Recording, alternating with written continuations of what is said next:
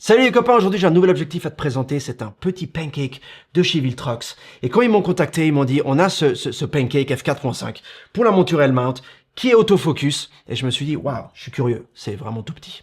Et en effet, ça valait la peine, je vais t'en parler maintenant. Ça qualifie vraiment comme un objectif pancake, donc ultra plat, car il ne dépasse que de 1,1 cm du boîtier. J'ai mesuré moi-même et je t'assure, c'est tout petit. Faut le voir pour le croire, c'est on dirait un bouchon en fait. Il a une focale fixe de 28 mm, ce qui est suffisamment wide et ample pour de la photographie de tous les jours. D'ailleurs, on a vu ça sur le Leica Q3, qui lui a aussi 28 mm depuis quelques années et ça marche très bien. Personnellement, je m'y retrouve.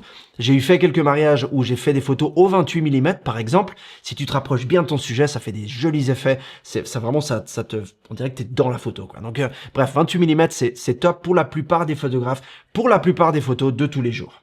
Il y a une ouverture maximale et minimale et constante et fixe de f4.5, donc ça, tu pourras pas le changer. Mais étant donné que c'est un 28 mm, pour la plupart des cas, tu auras quand même une bonne profondeur de champ, même si tu shootes à f4.5. Évidemment, si tu te rapproches de ton sujet, tu auras un peu plus de bokeh, de flou, et une profondeur de champ qui sera un peu plus fine. Ils utilisent un autofocus qui s'appelle VCM. VCM, ça veut dire en anglais Voice Coil Motor. C'est un système utilisant une bobine et des aimants permettant de déplacer les lentilles avec précision, avec une espèce de petit courant qui passe par ce câble, et ça en fait, ça déplace exactement là où il faut l'objectif. C'est ça qui met au point, de façon précise. Donc c'est assez hallucinant, assez incroyable comme truc. C'est ce qu'ils utilisent d'ailleurs pour beaucoup d'objectifs et d'appareils compacts. Et perso, j'ai trouvé que c'était impeccable. Il n'y a rien à dire, ça marche très bien. La seule chose, c'est qu'il y aura un petit peu de pompage, comme on dit de breathing, focus breathing. Ça veut dire que quand tu vas faire ta mise au point, tu auras un petit peu de... parce que il faut qu'il trouve la mise au point sur ce que tu es en train de mettre au point, tout simplement. Mais vu comme il est compact, ça me dérange pas du tout. Il supporte la détection du visage et des yeux, ce qui est un grand plus et qui est très bienvenu. En termes de poids, il ne pèse que 60 grammes. Les amis, 60 grammes, je vous explique, c'est super léger. Hein. Tu le sentiras même pas. Que je l'ai dessus ou pas, mon boîtier, en fait, je vois aucune différence. Il promeut cet objectif pour la photographie et pour la vidéo. Le truc, c'est que pour la vidéo, eh ben, il n'y a pas de flexibilité au niveau de l'ouverture et tu peux pas mettre de filtre ND. Donc, ou tu fais de la vidéo en mode automatique, donc amatorial, et pourquoi pas, tu pourrais, mais ça va pas donner des super rendus, des super résultats. Sauf si tu as un contrôle exact de la lumière, etc. Et à ce moment-là, tu n'utiliserais pas un pancake de 28 mm. On est d'accord. Ils ont quand même réussi à caser un port USB-C à l'arrière de l'objectif, ce qui est pas mal pour les futures mises à jour. Il y a un bouchon intégré avec un levier latéral, tu vois comme je fais ici. C'est super satisfaisant quand tu entends le bruit.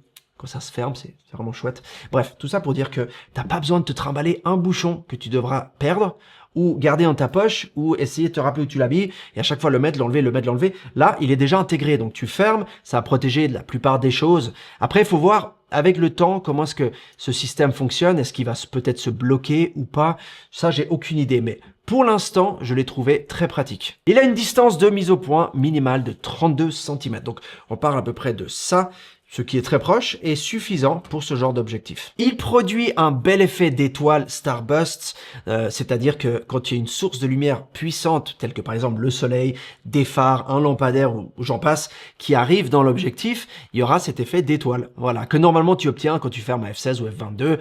Généralement, là tu peux l'obtenir à f4.5. Ce qui est un joli effet sur tes photos, ça peut donner bien. Par contre, tu peux pas l'enlever cet effet. Donc il sera de toute façon là. J'ai dit que c'est un objectif autofocus uniquement et le truc c'est que autofocus.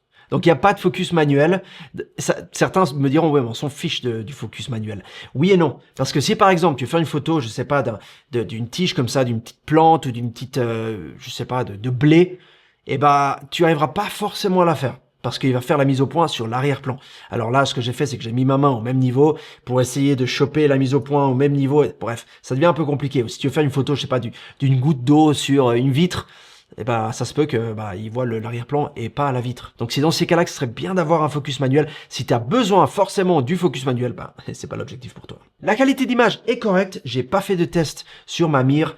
Tout simplement parce que c'est un objectif pancake, donc je vais pas m'amuser à regarder est-ce que les coins sont piqués ou pas, etc. Au prix qui coûte et la taille, on se contente de ce que l'on a et je pense que la qualité d'image est plus que suffisante vu l'objectif. En revanche, Le manque d'un pare-soleil laisse passer de la lumière parasite, notamment du soleil, ce qui peut délaver l'image, enlever de la saturation, du contraste et la rendre un peu moins bonne. Alors, si tu fais des photos par exemple pendant le golden hour, l'heure dorée, donc le soir, ou tôt le matin, tu vas avoir ce soleil, cette belle lumière jaune, et peut-être que ça peut donner des effets sympas. Ou peut-être que tout simplement tu veux donner cet effet point and shoot. Tu sais, à l'époque, quand on avait les appareils photo point and shoot, il n'y avait pas de pare-soleil. Donc, si le soleil rentrait dedans, bah, tout simplement, tu voyais pas les résultats avant de les développer, et là, tu voyais que ta photo était blanche. Bref, maintenant, on peut voir ça à l'avance, heureusement avec les mirrorless, donc ça peut donner des effets sympas si tu sais les contrôler, et tu peux toujours mettre ta main un petit peu pour créer des effets sympas, bref.